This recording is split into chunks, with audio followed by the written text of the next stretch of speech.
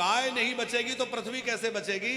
अभी पश्चिम बंगाल में जो एक निर्णय आया है, सवेरे की कथा में भी हमने वो पीड़ा रखी थी। अब चूंकि संस्कार के माध्यम से देश दुनिया में कथा सुनी जा रही है, तो पुनः एक बार निवेदन कर दें कि जब पश्चिम बंगाल में सनातन धर्म के वो शासन करने वाले सरकार बनी, तो हम सब सनातनियों को बड़ी प्रसन्नता हुई कि चलो अब जो है वहां धर्म की रक्षा होगी, सनातन की रक्षा होगी। लेकिन हाल ही में जो एक निर्णय गौ माता को लेकर वहां दिया गया है कि गाय की 14 वर्ष से ज्यादा उम्र हो ऐसी गाय को ईद पर कुर्बानी दी जा सकती है। इस निर्णय से हम बड़े ही आहत और स्तब्ध हैं कि सत्ता के सिंहासन पर बैठने वाला कोई भी व्यक्ति जो थोड़ा भी आस्तिकता रखता है, सनातन के प्रति थोड़ी भी आस्था जिसके अंदर है, वो ऐसा निर्णय कैसे दे सकता है। भले ही मजबूरियां रही हो, लोगों का दबाव रहा हो, फिर भी पुनर्विचार करने की आवश्यकता है। क्या हमारी माँ बूढ़ी हो जाएगी तो हम उसको मार डालेंगे? क्या हमारे पिता बूढ़े हो जाएं तो हम घर से बाहर कर दें? यह धर्म है? हमारी गौ माता बूढ़ी हो गई, 14 वर्ष से ज्यादा उसकी उम्र है, अब वो मान लो दूध भी नहीं दे पा रही, तो क्या इसके लिए है कि उसको बूचड़ खाने भेज दिया जाए या ईद पर कुर्बानी दे दी जाए? ये अत्यंत दुर्भाग्यपूर्ण निर्णय है। हम प्रार्थना करते हैं राधा रमन सरकार सबको सद्बुद्धि दे और सद्विवेक दे, जिससे हमारे भारत में, पूरे भारत में जो है गो हत्या प्रतिबंधित हो, गो रक्षा के लिए कानून बने और पूरी तरह से गो हत्या पर रोक लगा दी जाए और गाय को पूरे भारतवर्ष में जो है राष्ट्रमाता बना दी जाए, ताकि कोई भी गाय के प्रति अपराध न कर पाए। गाय के प्रति अपराध करने वालों पर कड़ी से कड़ी कार्रवाई की जाए, कठोर दंड दिया जाए। लेकिन शासक खुद ही कह रहे हैं कि कोई बात नहीं है, करो। आप विचार करिए क्या दशा हो। और दुख की बात एक और है कि हमने सुना है वहां रहने वाले मुस्लिम तो कह रहे हैं कि नहीं, हम गाय की कुर्बानी नहीं देंगे, क्योंकि गाय हिंदुओं की आस्था का विषय है। मुस्लिम मना कर रहे हैं और हिंदू कह रहे हैं हमने तो गाय पाली इसलिए थी कि हमें बेचना है, ईद पर नहीं बिकेगी तो ऐसा हो जाएगा। वो कैसे हिंदू हो गए भैया? गो माता हमारे भगवान की भगवान है, हमारे भगवान की भी भगवान गैया मैया है। और हमारे भगवान की भगवान यदि इस प्रकार से बूचड़ खानों में कटती रहेगी और इस प्रकार गंदगी खाने पर विवश होती रहेगी, तो फिर भैया हमारा भागवत करना सुनना व्यर्थ हो जाएगा, हमारा धार्मिक कहलाना व्यर्थ हो जाएगा। इसलिए सबको आवाज उठानी चाहिए। राजा परीक्षित तो रोष में भर गए, मेरे राज्य में कोई गोमाता के साथ ऐसी बर्बरता, गोवंश के प्रति अत्याचार। तुरंत धनुष बाण ले लिए और जैसे ही धनुष बाण उठाया वो कलयुग पैरों में गिर गया। और जैसे ही पैरों में गिरा तो राजा परीक्षित धर्मात्मा है और धर्मज्ञ व्यक्ति का लक्षण है कि वो शरणागत को कभी पर दंड नहीं देता। अब शरणागत हो गया है तो शरणागत को मारा कैसे जाए? विचार करने लगे क्या करना चाहिए। सोचा कि इसको निष्कासित कर दिया जाए कि तू मेरे राज्य की सीमा से बाहर चला जा, मेरे राज्य में मत रहे। किस किस को नहीं मारना चाहिए पंकज जी? मत्तम प्रमत्तम उन्मत्तम सुप्तम बालम स्त्रिया जड़म प्रपन्नम भीरतम भीतम नरिपुम हंतु धर्मवित। जो धर्मज्ञ लोग होते हैं, मत्तम, जो व्यक्ति मतवाला है उसके ऊपर प्रहार नहीं करते, उसको नहीं मारते। प्रमत्तम माने जो व्यक्ति मानसिक रूप से विक्षिप्त है। उन्मत्तम जिसने किसी प्रकार का नशा कर रखा है, जो उन्माद में है, ऐसे व्यक्ति पर भी प्रहार नहीं करना चाहिए। सुप्तम जो सोया हुआ है, निद्रा में है, उस पर प्रहार नहीं करना चाहिए।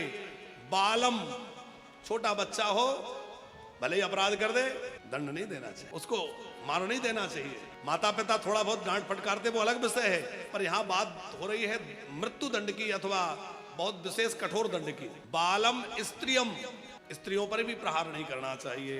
जड़म जिसकी बुद्धि जड़ हो गई है, जो पागल है, उस पर प्रहार नहीं करना चाहिए। पागल व्यक्ति आपको गाली दे जाए क्या करोगे? उसको नहीं मारना चाहिए, वो तो पागल है। वृथम जिसका रथ छिन गया अथवा जो पैरों में गिर गया, शरण में आ गया, जो बहुत ज्यादा डरा हुआ है, जो भयभीत है, भय से कातर है, ऐसे लोगों पर प्रहार नहीं करना चाहिए।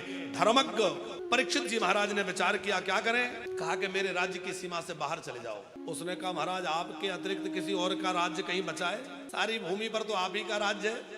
आप तो ऐसा करो मुझे कुछ स्थान दे दो, मैं उन्हीं स्थानों में रहूंगा। कौन से स्थान दिए? आप सबको याद है कौन कौन से स्थान कलयुग को मिले हैं? कितने लोगों को याद है? अच्छा हाथ उठाओ। सबको याद है। 5 स्थान कलयुग को मिले हैं। और जो चाहता है कि हमारे घर में कलयुग ना आए, इन 5 जगह से बचे रहना, इन 5 चीजों से बचे रहना।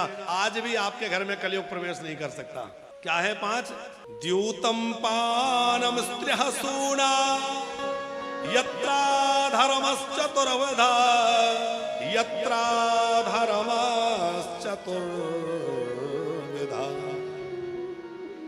पहला है द्यूतम, जुआ। जहां जुआ होता है वहां कलयुग आके बैठ जाता है। आजकल तो हमने सुना है गुप्ता जी उसका रूपांतरण हो गया। आजकल लोग मोबाइल से खेलते हैं, गेमिंग में पैसा लगाते हैं, क्रिकेट में पैसा लगाते हैं, खेलों में पैसा लगाते हैं। ये सब क्या है? ये सब जुए की श्रेणी में आता है।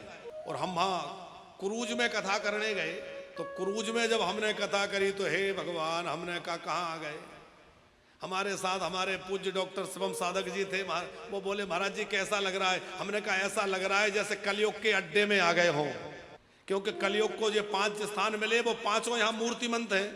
वो बड़ी बड़ी स्क्रीन, जगह जगह स्क्रीनें लगी, उस पर खेल चल रहा। हमने कहा भाई ये क्या है, ये लोग क्या कर रहे हैं, इन्हें कथा में बिठाओ। बोले नहीं महाराज ये कुछ कसीनो, जाने क्या बताया। बोले वो खेल खेल रहे हैं। क्या बोलते हैं उसको? हाँ क्या बोलते हैं?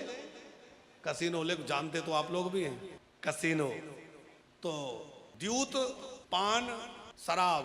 शराब का तो वहां क्या कहना। जहां हमारी कथा के लिए हॉल था, उसके बगल वाला जो हॉल था वो दूसरे किस्म का था।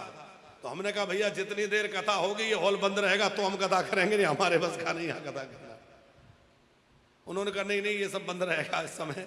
मांसाहार, क्या लोगों की बुद्धि हो गई। लोगों ने अपने पेट को कब्रिस्तान बना लिया। किसी की घर चले जाए, किसी की मृत्यु हुई हो तो वहां से लौट के आकर के कपड़ों के सहित स्नान करेंगे। और जानवरों को मार मार के खा रहे हो, उससे आप पवित्र नहीं हो रहे। हटा देते हो उस थाली को जिसमें बाल हो, और कैसे खा लेते हो उस अंडे को जिसमें किसी माँ का लाल हो। हिंसा जो है ये बहुत घृणित पाप है। आप जानते हिंदू किसे कहते हैं? हिंसा से जिसका हृदय दुखी हो उसको हिंदू कहते हैं। विनोबा जी ने हिंदू शब्द की व्याख्या करी। अब सबकी अलग अलग व्याख्या है, तो विनोबा जी की जो व्याख्या है उन्होंने कहा हिंसाया हृदय, हिंसाया दह्यते हृदय स हिंदू। हिंसा से जिसका हृदय द्रवित हो जाए वो हिंदू है। अलग अलग व्याख्याएं हैं। तो 4 स्थान कलयुग को दिए। पहला जुआ, दूसरा शराब, तीसरा मांसाहार और चौथा व्यभिचार। यदि आप चाहते कि हमारे घर में कलयुग ना आए तो इन 4 से बचे रहना। 4 यदि नहीं आएंगे तो कलयुग की हिम्मत घर में घुस जाए। हाँ एक 5वां स्थान और है। कलयुग ने कहा महाराज जैसी सकल सूरत देखी वैसे ही स्थान दे दिए। अरे एक आध थोड़ा बढ़िया दे देते। देखो घर चाहे जैसा हो पर एक कमरा तो ऐसा हो जिसमें मेहमानों को बिठाया जा सके, बढ़िया सोफा वोफा सजा लिया जाए। तो ड्राइंग रूम एक अच्छा सा बता दिया जाए। तो परीक्षित जी ने ये पूछा कि अच्छा तुम ये बताओ कि तुम्हारे अंदर अच्छाई कितनी है और बुराई कितनी है। कलयुग बोला सरकार बुराई का तो मत पूछो, क्योंकि बुराई के तो हम भंडार हैं, और अच्छाई हम में एक है वो हम बता देते हैं। कौन सी अच्छाई है? यत फलम नास्ति तपसा न योगेन समाधिना तत फलम लभते सम्यक कलौ के सब कीर्तना।